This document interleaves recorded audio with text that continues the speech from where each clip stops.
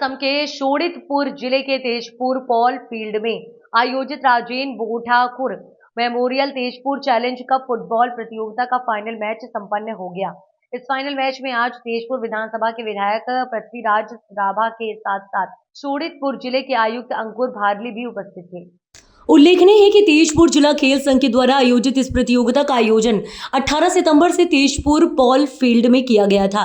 आज का final match Delhi football club और ऑयल इंडिया फुटबॉल टीम के बीच खेला गया। आज के फाइनल मैच में दिल्ली फुटबॉल क्लब ने विजेता खिताब जीता। मैच के बाद आयोजित पुरस्कार वितरण समारोह में असम ओलंपिक संघ के महासचिव लक्ष्य कुमार सहित कई अन्य अधिकारी भी उपस्थित थे। साथ ही विधायक पृथ्वीराज राभा ने खिलाड़ियों को पुरस्कार वितरित किए। असम से प्रशांत वैश्य की रिपोर्ट।